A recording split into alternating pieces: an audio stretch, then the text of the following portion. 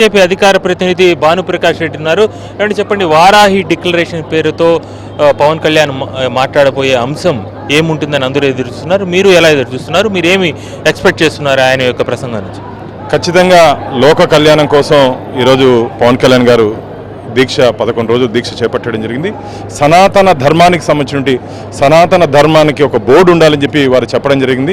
కాబట్టి దానికి సంబంధించిన అంశాలు ఏమన్నా ఇప్పుడు వారాహి డిక్లరేషన్లో ఉంటుందని చెప్పి ఆశాభావాన్ని వ్యక్తం చేస్తున్నా. ఖచ్చితంగా ఎందుకంటే ఇప్పుడున్నటువంటి పరిస్థితుల్లో ఈరోజు సాక్షాత్తు కలియుగ ప్రత్యక్ష దైవం కలియుగ వైకుంఠమైన తిరుమల క్షేత్రాన్ని కూడా గత పాలకులు వదలలేదు. దాన్ని కూడా ఒక వ్యాపార కేంద్రంగా, ఒక కల్తీ కేంద్రంగా మార్చేస్తారు. కాబట్టి మొత్తం రాష్ట్రమంతా ఈ సనాతన ధర్మ పరిరక్షణ కోసం ఒక బోర్డు ఉండాలని చెప్పి ఒక మంచి అంశాన్ని వారు లేవనెత్తడం జరిగింది. అందులో భాగంగా దాని గురించి, హిందూ ధర్మ పరిరక్షణ గురించి, హిందూ దేవాలయ భూముల గురించి, ఏ విధంగా భవిష్యత్తులో మన ధర్మాన్ని, మన ఆచారాన్ని, మన కట్టుబాటుని కాపాడుకోవాలో ఆ విధంగా వారు కాపాడుతారనే ఉద్దేశం మాకుంది. దాని మీద ఇప్పటికే మీరు ఏమన్నా ఆయనకి ఏమన్నా ఇస్తున్నారా? రిప్రజెంటేషన్ ఏమైనా చేస్తున్నారా? ఖచ్చితంగా గత ప్రభుత్వంలో మొదట ఈ గీ టెండర్లో ఇక్కడే నాంది పడింది. ఆ 420లో ఈ 371 రెజల్యూషన్ తీసుకుంటారు. 371 రెజల్యూషన్ అంటే ఈ నెయ్యి సరఫరా చేస్తున్నటువంటి టెండర్ డాక్యుమెంట్స్ని పూర్తిగా ఆల్టర్ చేయడం జరిగింది. ఒక వ్యక్తి కోసమో ఒక సంస్థ కోసం ఆల్టర్ చేయాల్సిన అవసరం లేదు. కాబట్టి నియమ నిబంధనలు దాదాపు 4 లక్షల ఆవు పాలు స్వీకరించాలని చెప్పి నియమ నిబంధనలు ఉంటే దాన్ని సడలించారు. 8 టన్నుల ఆవు నెయ్యి ప్రొక్యూర్ చేసే కెపాసిటీ ఉంటే దాన్ని సడలించారు. 250 కోట్లు టర్న్ ఓవర్ ఉండాలంటే దాన్ని సడలించారు.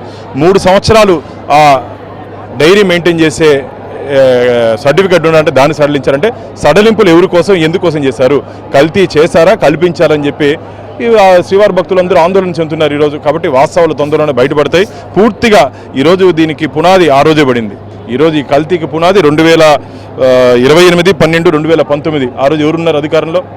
టీటీడీ చైర్మన్ వైవి సుబ్బారెడ్డి కదా, రాష్ట్ర ముఖ్యమంత్రి జగన్మోహన్ రెడ్డి కదా. దీన్ని రెజల్యూషన్ తెచ్చింది 29/2/2020. ఎవరున్నారయ్యా ఈ 371 రెజల్యూషన్ తెచ్చినప్పుడు? వైవి సుబ్బారెడ్డి కదా అధ్యక్షులు. వాళ్ళని అడగాలి, వాళ్ళని ప్రశ్నించాలి.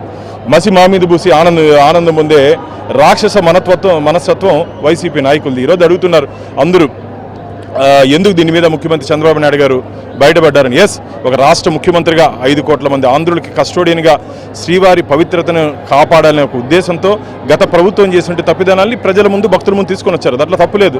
ఒక రాష్ట్ర ముఖ్యమంత్రి, ఆయనకి నైతిక బాధ్యత ఉంది. రాష్ట్రంలో ఏమేమి రేపు వాయిదా ఉంది సుప్రీంకోర్టుకు సంబంధించి. ఈరోజు మధ్యాహ్నం జరగాల్సింది రేపటికి మీ కేంద్ర ప్రభుత్వానికి సంబంధించినటువంటి ప్రతినిధి రిక్వెస్ట్ మేరకు రేపు మార్నింగ్కి వాయిదా వేశారు. ఎలా ఉండబోతుంది? ఖచ్చితంగా ఈరోజు సుప్రీంకోర్టులో అత్యున్నత న్యాయస్థానంలో ఈ అంశం పరిగణలోకి తీసుకున్నారు. ఈరోజు ఉండాల్సింది రేపటికి దాన్ని పోస్ట్పోన్ చేశారు. అంటే అది కేంద్ర ప్రభుత్వ పరిధిలో ఏదైనా దీన్ని ఎంక్వైరీ చేయాలా, లేకపోతే సిట్ ఆధ్వర్యంలో గతంలో రాష్ట్ర ప్రభుత్వం నియమించే సిట్ని ముందుకు తీసుకోపోవాలని చెప్పి ఒక అంశం మీద చర్చ ఉంది. కేంద్ర పెద్దలు, కేంద్రం నుండి అదే భారతీయ జనతా పార్టీకి కానీ అక్కడ నుండి నాయకులు కానీ దీని మీద స్పందించాల్సిన అవసరం, ఎందుకంటే కేంద్ర ప్రభుత్వ పరిధిలో ఉంది. కాబట్టి కేంద్ర ప్రభుత్వం ఏ విధంగా నిర్ణయం తీసుకుంటుందో ఖచ్చితంగా ఒకటైతే చెప్పగలుగుతాను, ఎవరు తప్పు చేసిన వాళ్ళు ఎవరు తప్పించుకునే ప్రసక్తి లేదు.